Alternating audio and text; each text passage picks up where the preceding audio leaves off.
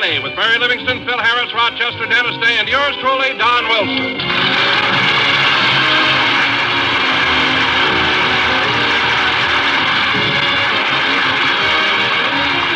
Ladies and gentlemen, as you all know, in the Rose Bowl game on New Year's Day, Illinois upset the Dope. And here he is, and he's still upset, Jack Benny.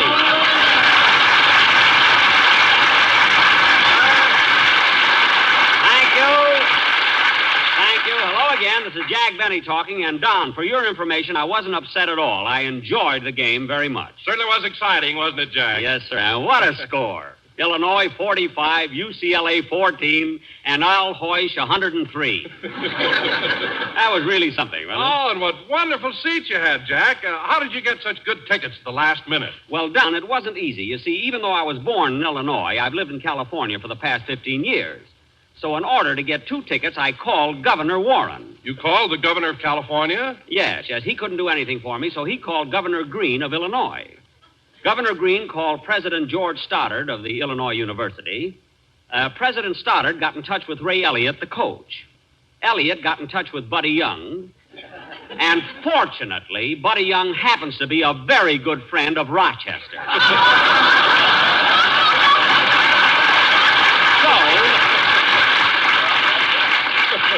So through Rochester, I not only got 2 seats on the 50-yard line, but I also got a sure thing in the 4th race at Santa Anita. Say, Don, who were you rooting for at the game? Well, Jack, I didn't want to show any partiality, so I got a seat on the UCLA side and a seat on the Illinois side. Well, Don, how could you possibly sit on both sides of the... Oh, of course.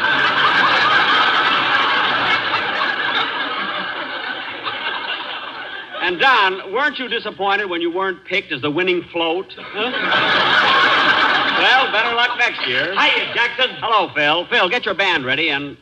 Phil, what happened to your orchestra? Half of your boys are missing. Where are they? Look, Jackson, New Year's Eve was only 5 days ago. Give them time. Give them time. I say, what? Leave them alone and they'll come home, dragging their empties behind them. I know. But meanwhile, do the best you can with the boys... Oh, no. What's the matter, Jackson? Sammy, the bass fiddle player. Well, what about him? He's the best bass player in the country. I know, but look at his bass fiddle. It has 6 silver handles on it. Well, that's Sammy for you. If anything happens to him, he don't want us to go to no expense. Oh, fine. Look what he has carved on the bottom of it. R.I.P. What's that? Rest and Petrillo. Now cut that out! And until something happens to him, tell Sammy to put down the shovel, use a bow, and blow out the candles on the music stand. Will you? Oh, by the way, Phil, I saw you at the Rose Bowl game New Year's Day. Oh, is that where I was? Phil, you know where you were. That was a great game, wasn't it? What about that 103-yard run that Hoysh made? Confidentially, Jackson, it was longer than that, but it won't go on record. What do you mean? He picked up the ball behind his old goal line, started down the field, ran up into the stands, asked me for my autograph, told me how to spell Harris, and then went on to make the touchdown. What? If he'd have waited for me to dot the I, they'd have nailed him on the 10-yard line. Well, that just shows you how fast that boy is. Oh, hello, Mary. Hello, Jack. Well, everybody's here now except Dennis. Where is he? I don't know. He hasn't come in yet. Well, how can we go on with the show if the cast doesn't get here on time? Oh, Jack, don't be mad at Dennis. I happen to know something that you don't know. Don't tell me he has 3 shows. No, Jack, it isn't that. It's something you won't believe. What is it? Well, all of a sudden, Dennis got a big crush on me. A crush on you? How come? I don't know. Someone must have told him I was a girl. Oh, Mary, stop kidding. Has Dennis really got a crush on you? Yes, Jack, and he's so cute. Ever since last week when I danced with him in that nightclub, he's been sending me notes and little gifts. Gifts? What did he give you? Oh, lots of things. His Boy Scout knife, a bag of marbles, 3 Coca-Cola bottle caps filled with mud, a ball of tinfoil, a fish hook, and a stick of bubble gum.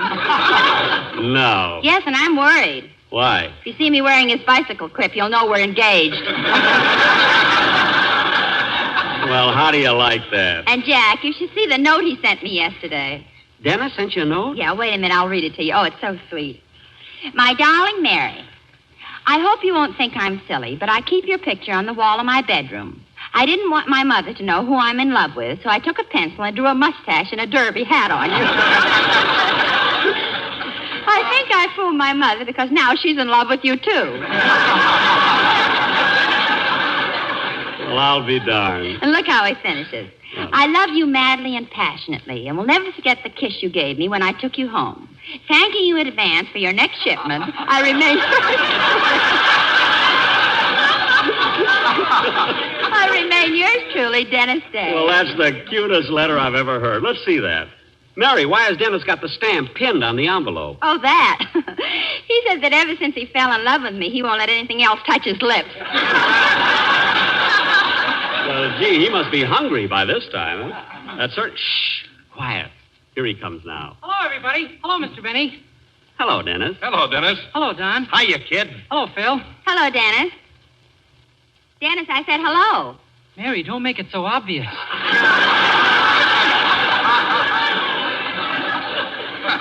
Obvious. All I said was hello. I know, but look how you're trembling. Dennis, you're imagining things. She's not trembling. What are you trying to do, break us up? No, I'm not trying to break you up. Say, Mary, come here a minute, will you? I want to look at you. All right, Dennis. Gee, gosh. Well, what is it, Dennis? You look so much better without a mustache.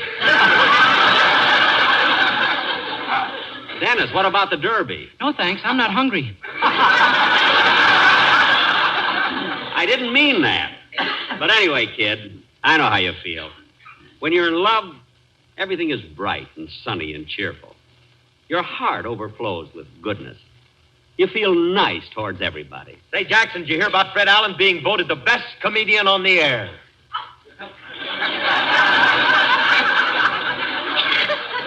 There will be a short pause while Dr. Jekyll becomes Mr. Hyde. Mary, it doesn't bother me at all. Anyway, I read about Fame magazine selecting Allen as the greatest comedian in radio. What a choice. What's the matter with you, Jackson? Every time Fred Allen gets an award, you get mad about it. 2 years ago, you got mad because they put his picture on the cover of Time. Phil, Fred's face was on the cover of Look. It was on the cover of Time. It was on the cover of Look. His face represented Time.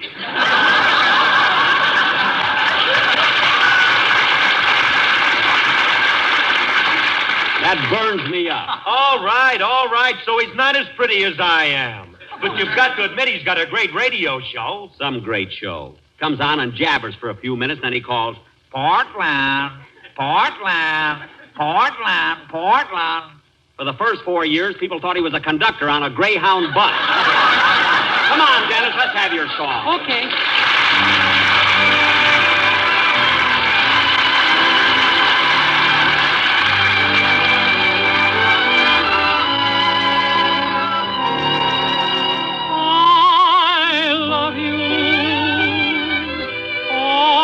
Sentimental reason. I hope you do believe me. I'll give you my heart. I love you, and you alone were meant for me. Please give your loving heart to me and say we'll never part. I think of you every morning, dream of you every night. Darling, I'm never lonely whenever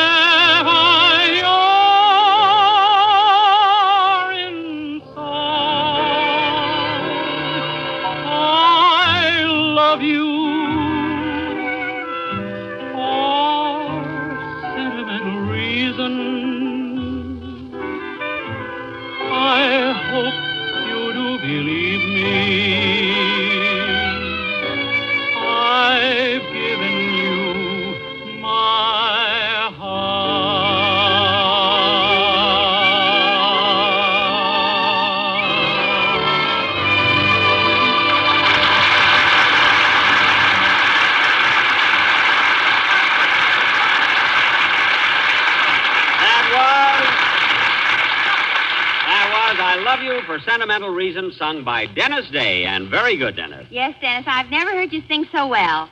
That's because I'm in love. With me? It ain't your sister, Babe.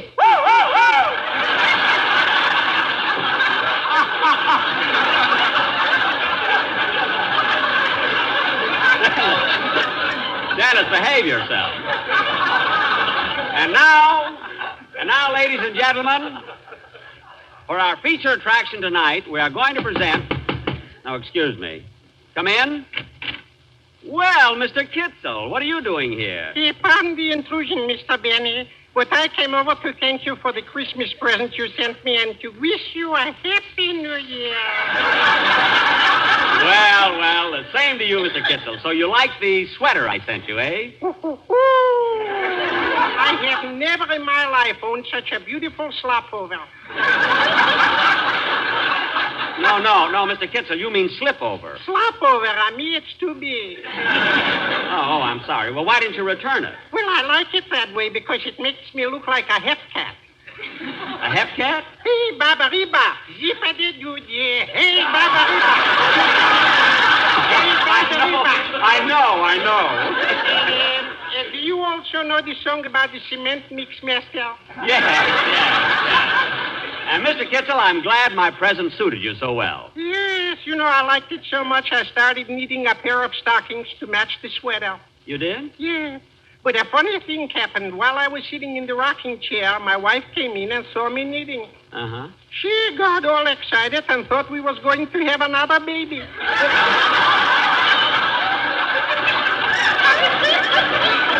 Well, congratulations. Thank you. By the way, Mr. Kitzel, as long as you're here, would you like to sit down and hear the rest of the program? Oh, I'm sorry, but I got to leave. Oh, you should stay, Mr. Kitzel, because tonight our guest star is Lauren Bacall. Lauren Bacall. Who? Who what? Who's going? I'm going to stay. Well, good. But,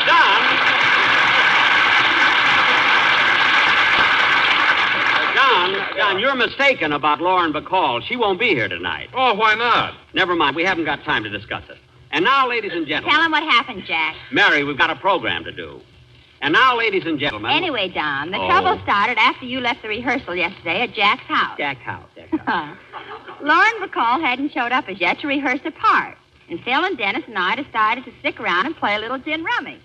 So we went in the den and sat down. Say, Jack, where are you and Lauren going to rehearse? In the library. Then we can stay here in the den and play cards, can't we? Yep, that'll be all right.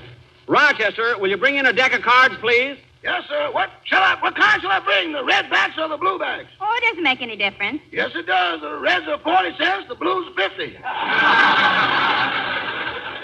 Bring them a deck of cards. They won't quibble about the price. Now, come on, Rochester. I want you to go in the library with me and help me get things ready. Yes, sir. Now, Rochester, I want to make a good impression on Miss Bacall, so see that there's a nice fire burning in the fireplace. Move the divan so it'll be nice and cozy in front of the fire. Turn the lights down low, turn on the phonograph, and put on some nice, soft, romantic music. Want me to burn some incense and fan you with a palm leaf? That won't be necessary. Now, let's see. I think these horn-rimmed glasses make me look a little too old. I guess I'll take them off. Oh, boss. I wouldn't do that if I were you. Remember what happened the time Miss Ann Sheridan came over to rehearse with you and you took off your glasses? Oh, nothing happened. When Miss Sheridan came in, you rushed over to where you thought you saw her, put your arms around the bridge lamp, kissed the parrot, and said, "Why, Annie, you bit me." That's because it was dark. Now, let's see. Oh, that must be Miss Bacall now. Rochester, you answer the door. I want to sit down and make myself look alluring. I mean, relaxed. There, how do I look? Fine, boss, but aren't you overdoing it with that rose in your teeth? Rochester. What are you laughing at? Ramona Benny. The rose is for my lapel. Oh, answer the door. Yes, sir. Is Mr. Benny at home? Yes, come right in, Miss Bacall.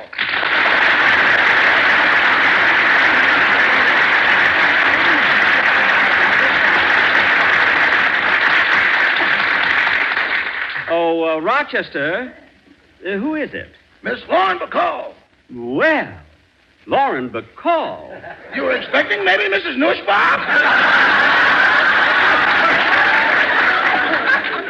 Rochester, you can get lost now. Yes. Well, come in, Lauren. This is in flesh a deeder. I mean, indeed, a pleasure. Make yourself comfortable. Sit down. No, thanks. I'll just lean here against the door. Gosh, Lauren, seeing you there reminds me of your first picture, The Have and Have Not. You were leaning against the door, just like that. And then you said your famous line. You mean, if you want anything, just whistle. Yes, yes.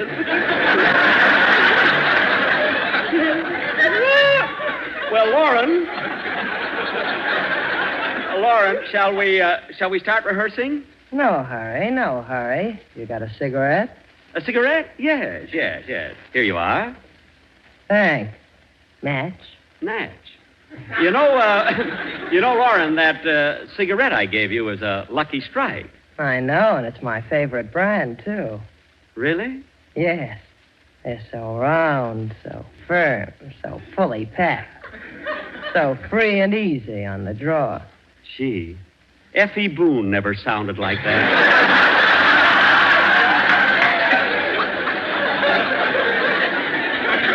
Gosh, Lauren, I can just picture you in a bathing suit holding up that big tobacco leaf. And you know, Lauren, Lucky Strikes are made of that fine, that light, that naturally mild tobacco. Well, what do you know? And I thought Mother told me everything.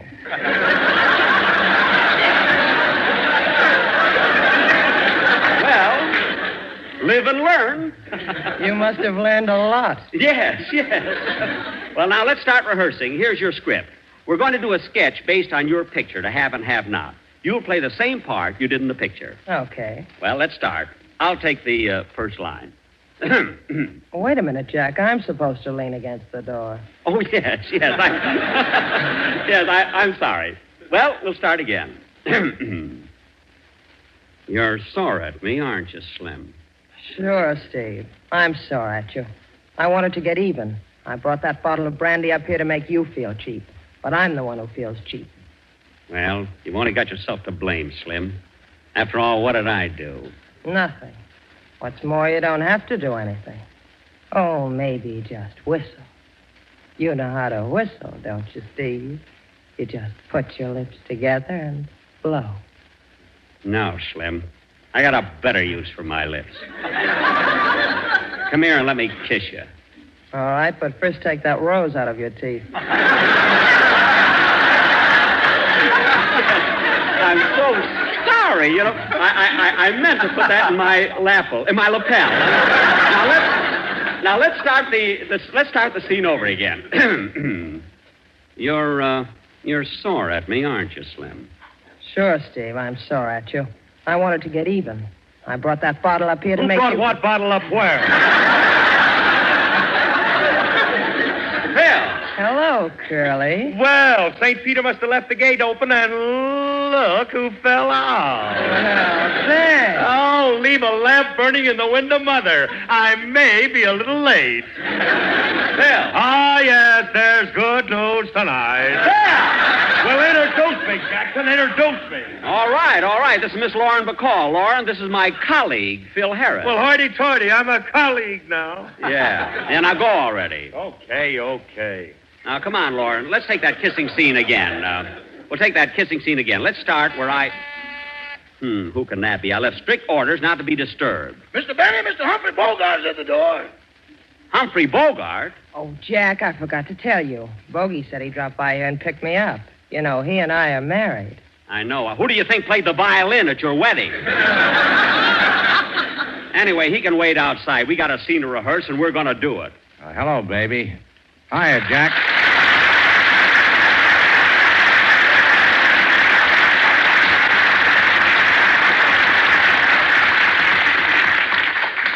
Look, Humphrey, we're right in the middle of the rehearsal. Oh, that's all right, Jack. Go right ahead. We won't be long, honey. That's all right, baby. You know, Jack, I'm glad to see you again. You're my favorite comedian. I am? Well, that's good.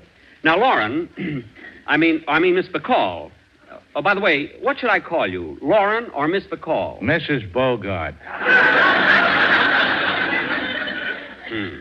Now, let's get on with the rehearsal, Mrs. Bogart. Starting with your last speech. Okay. You know how to whistle, don't you, Steve? You just put your lips together and blow. No, Slim. I got a better use for my lips. Come here and let me kiss you. What a comedian. What a comedian.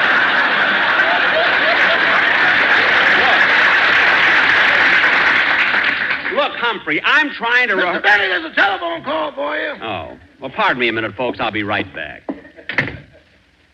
How's it going, baby? Oh, brother. Yeah, I thought so. Say, baby, I want you to do something.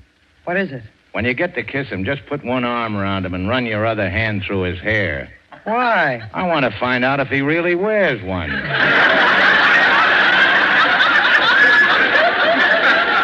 Hey, what does Benny want to be a great lover for, anyway? Well, why shouldn't he? After all, he played a romantic lead in The Horn Blows at Midnight.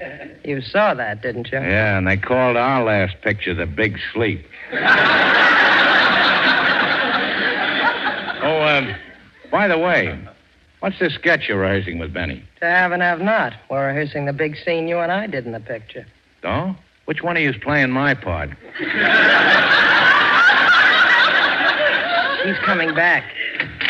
Oh, I'm sorry I had to answer the phone, but, well, that's the price of fame. Who was it? Wrong number. I mean, my sponsor called because he sent me the wrong number of tickets to the broadcast. Now, let's get on with the rehearsal, Lauren. We'll start with my line. Well, you've only got yourself to blame, Slim.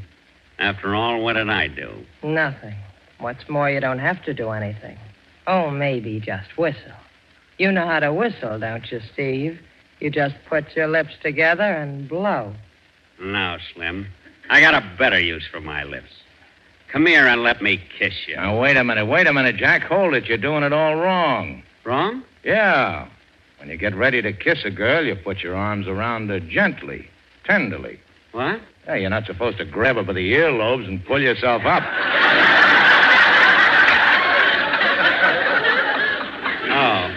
Oh, I see. And now watch me. Come here, baby. Read that line again. Okay. You know how to whistle, don't you, Steve? You just put your lips together and blow. No, Slim. I got a better use for my lips. Come here and let me kiss you. Like this. I see. Humphrey, I get the idea. That's enough, Humphrey. Look, you can do that at home. Look. Humphrey, I'm paying her by the hour. Stop! I'm supposed to do that. I get the idea now, Bogey. Let you and I take it again, Lauren. Say, Jack, our gin rummy game's over, so I thought I'd come in here and watch you rehearse. All right, but be quiet. Now, come on, Lauren. Start with your line again. Okay. You know how to whistle, don't you, Steve? You just put your lips together and blow. Ah, Slim. I got a better use for it. Come here, let me kiss you. Like this. No, Jack. No, you're doing it all wrong. Here, let me show you again. What? I'll do it with Mary this time. Are you ready, Mary?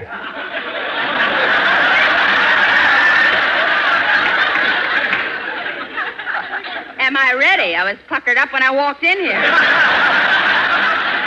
But look, Mary isn't even... Come on, Mary. You take baby's line. Okay. You know how to whistle, don't you, Steve? You just put your lips together and blow. Oh, no. I've got a better use for my lips. Come here and let me kiss you. Like this.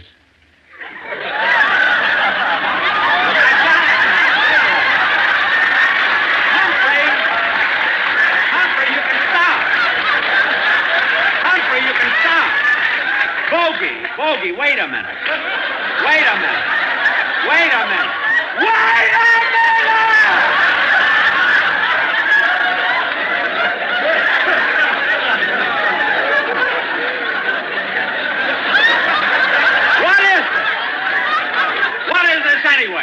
aside, Mary. I want to talk to Mr. Bogart. Yeah, and I want to talk to him, too. Dennis.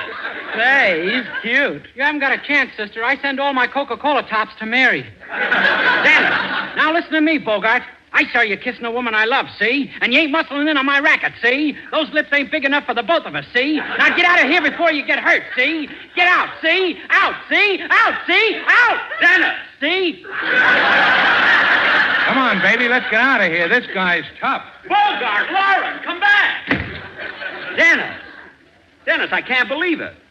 You know what you did? You frightened Humphrey Bogart. Sure. Dennis, what's that you got in your hand? A picture of my mother. Oh, no wonder. God, now Lauren will never be on my program. Jack will be back in just a minute, but first here's my good friend, Mr. L.A. Speed Riggs.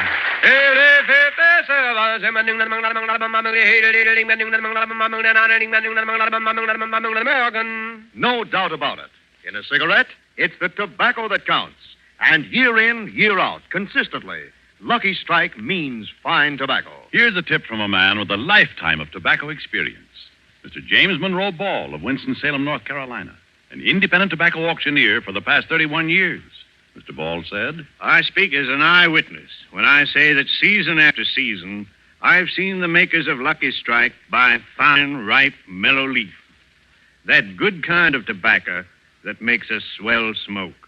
I've smoked Lucky's myself for 29 years. Remember, at auction after auction, independent tobacco experts like Mr. Ball can see the makers of Lucky Strike consistently select and buy that fine, that light, that naturally mild tobacco. Fine, light, naturally mild tobacco. Real Lucky Strike tobacco, yes? LSMFT. Lucky Strike means fine tobacco. And this fine Lucky Strike tobacco means real deep-down smoking enjoyment for you. So smoke that smoke of fine tobacco, Lucky Strike. So round, so firm, so fully packed, so free and easy on the draw. Ladies and gentlemen, I want to thank Lauren Bacall and Humphrey Bogart for appearing on my program tonight. They can currently be seen in their Warner Brothers picture, The Big Sleep. Well, I better rush home now.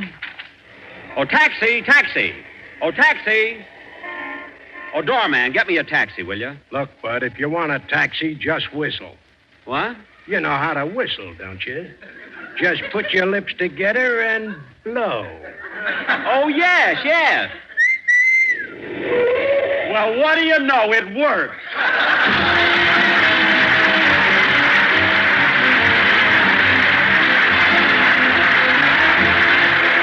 This is NBC, the National Broadcasting Company.